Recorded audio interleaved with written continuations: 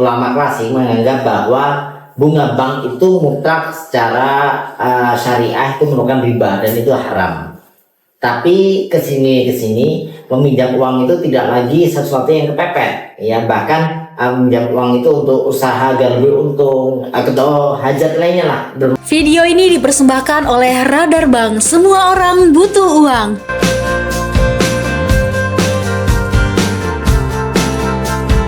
Assalamualaikum warahmatullahi wabarakatuh. Halo teman-teman sobat Radar Bank, kembali lagi di channel YouTube Radar Bank. Wah, teman-teman semua masih stay di segmen ini ya, segmen Tanya Ustadz. Kita masih bersama dengan Ustadz Ito Gustowo. Ya teman-teman, di sini Ustadz mohon izin ada pertanyaan nih dari netizen di luar sana terkait dengan hukum dari pinjam uang di bank gitu. Secara generalnya seperti apa dalam hukum Islam? Oke, terima kasih Mbak Rina. Tentunya kita sebagai manusia kan butuh banyak hajat. Biasanya hajatnya baik itu kepepet ataupun tidak ya, dikit atau banyak. Terkadang kita meminjam kepada teman atau keluarga kita atau teman juga masih butuh uang, sehingga mau tidak mau kita pinjam ke bank. Nah, apa sih hukumnya ketika kita pinjam uang di bank? Hukumnya pinjam uang di bank itu ada beberapa pendapat. Namun ada ulama yang membolehkan.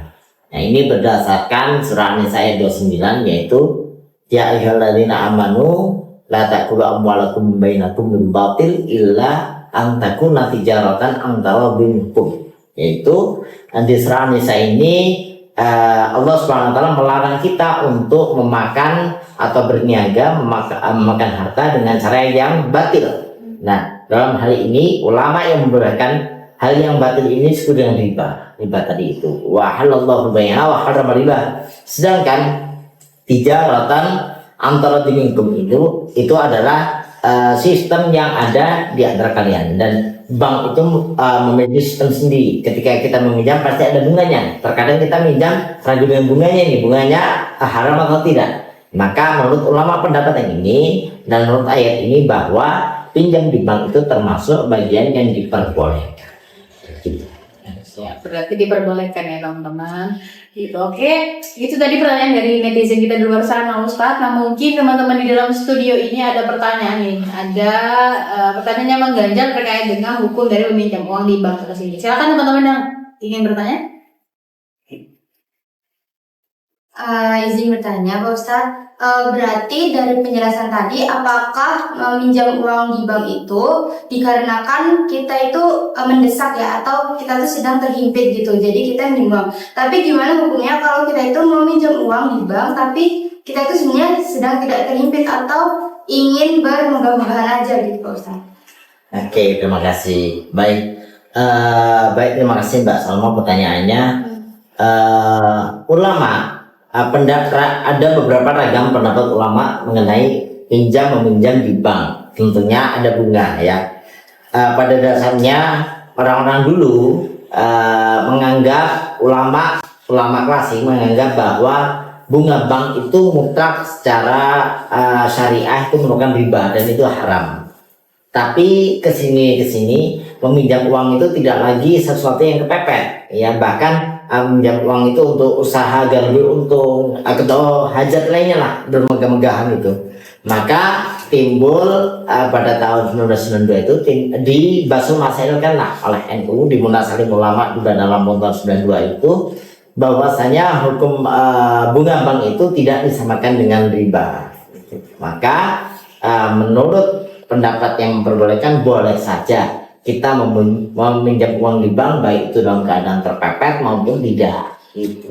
Jadi itu lebih diperbolehkan gitu. Sudah terjawab ya rekan-rekan. Ada lagi yang ditanyakan? Ya, izin bertanya Ustaz. Iya. Ya, setahu saya Ustaz, ya mungkin kalau misal salah bisa dibenarkan. Kalau kita minjam di bank itu kan ya kita perlu mengembalikannya dalam jangka waktu yang ditentukan kan ya. Nah, namun kalau misal saya minjam bank tapi dalam waktu yang ditentukan saya tidak membayar, itu kan biasanya setahu saya juga ya ada mungkin penyitaan barang-barang itu kalau kita tidak bisa membayar kan, misal didatengin preman ataupun biasanya terus disita rumahnya gitu lah ya, ataupun disita barang-barangnya. Nah, pertanyaan saya, apakah hal tersebut itu dibenarkan dalam hukum Islam Ustaz? Oke, terima kasih Mas Aldi. ketika kita tidak bisa membayar dalam tempo tertentu, biasanya kan penyitaan ya atau denda ya. Nah, kalau masalah denda di sini, ketika kita meminjam, tentu ada uang tambahan nih dari denda itu. Nah, uang tambahan inilah yang disebut dengan riba tadi, karena ini di luar konteks akad awal. Jadi kita sebagai peminjam itu harus benar-benar memperhitungkan ketika kita akan meminjam di bank, dan harus berhati-hati nih, jangan sampai kita terkena denda, karena denda ini pada dasarnya tidak ada di akad awal. Akad awal kita hanya kita meminjam memiliki dengan tempo sekian, terkena bunga sekian. Nah, terkena bunga atau uang operasionalnya sekian. Ketika kita tidak mampu membayarnya, nah tambahan inilah yang terjadi di tengah-tengah ini bisa terjebak dalam riba. Sehingga harus berhati-hati kita. Dan saran dari saya bahwa kalau kita meminjam, ya lebih baik ke teman sendiri atau kerabat.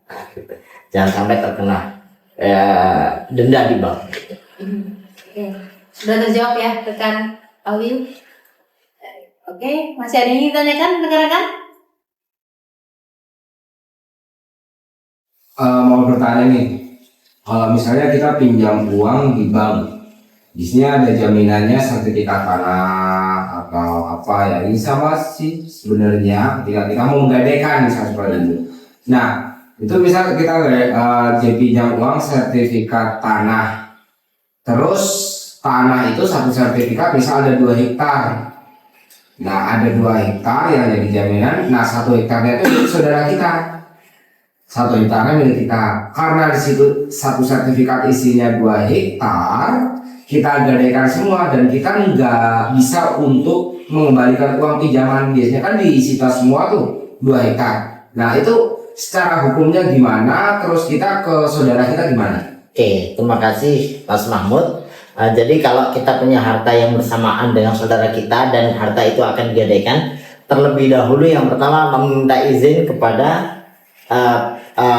saudara kita, sehingga yang terjadi akad gadainya bukan hanya jenengan saja, tapi dengan saudara jenengan. Itu sudah termasuk satu hal. Jadi terlebih dahulu meminta izin. Ketika jenengan menggadai tidak meminta izin, maka gadainya menjadi tidak sah atau menjadi haram nantinya. Begitu. Adapun jikalau sudah sama-sama ridho nih, sama-sama tahu antara jenengan dan saudara, kemudian kita tidak bisa membayarnya, maka disita bank. Bagaimana? Yaitu sudah resiko dari jaminan tersebut atau rahn bahasa kita gadai itu. Maka masalahnya masalah jenengan sama saudara itu sebagai pihak pertama harus selesaikan dengan bank. Itu bagaimana gadainya tadi sekian dulu. Nah, masalah dengan jenengan dengan saudara jenengan itu diselesaikan dengan sendiri, tidak masuk dalam akad gadai ini. Gitu. Sudah terjawab ya teman-teman semua. Tambahan lagi ya, Pak. Saya mau bertanya, kalau misalnya kita pinjam uang di bank itu untuk modal usaha atau untuk bangun rumah, itu kalau secara keputusan pribadi ya, lebih baik kita pinjam uang di bank agar usaha kita cepat besar, atau kita lebih baik menabung dulu baru kita nggak usah pinjam tapi kita menabung dulu gitu. Kalau secara pribadi dalam pandangan Islam lebih aman mana? Terima kasih Mas Mahmud. Untuk lebih baik mana kita kalau mau usaha, lebih baik menabung dulu atau kita meminjam uang di bank? Ini tentunya bergantung hajat ya. Hajat kita itu ingin segera mendapatkan harta itu atau tidak ya, itu tergantung hajat masing-masing. Kedua-duanya diperbolehkan dan tidak ada karena ada ulama yang sudah membolehkan untuk meminjam di bank, maka dua-duanya ya tergantung banyak mudaratnya mana gitu. Iya. Kalau misalnya kita pinjam uang di bank untuk haji atau untuk umroh, itu gimana Ustaz? Kan itu nggak wajib ya, ya. Kan nggak wajib haji, umroh atau kalau haji wajib. Tapi kan kalau wajibnya haji kan karena kita mampu. Nah, yang menjadi pertanyaannya, banyak orang yang biarkan enggak, itu dia haji umroh tapi hasil dari utang di bank, itu boleh nggak? Oke, baik. Kalau kita haji dan umroh dengan berhutang di bank itu diperbolehkan. tergantung motivasi kita, yaitu tergantung niat kita dong. Niat kita itu yang akan menentukan pahala. Pahala itu ya haknya Gusti Allah. Kita tidak bisa melihat seberapa besar pahalanya.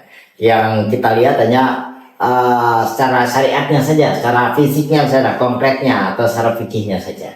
Itu diperbolehkan. Ada pun motivasinya yaitu kembali ke pribadi masing-masing. Gitu. Oke, mungkin sekian yang kita cukupkan. Untuk pertanyaan-pertanyaan lain boleh ditanyakan di kolom komentar kita di video ini gitu ya. Oke teman-teman, semoga video ini dapat bermanfaat untuk teman-teman di luar sana. Terima kasih banyak Ustadz Tito atas jawaban-jawaban yang sangat luar biasa tentunya. Ya, semoga jadi referensi tontonan gitu ya buat teman-teman semua gitu ya. Oke teman-teman, jangan lupa like, komen, dan share terus video kita, dan jangan lupa tonton video-video kita selanjutnya. Bye bye.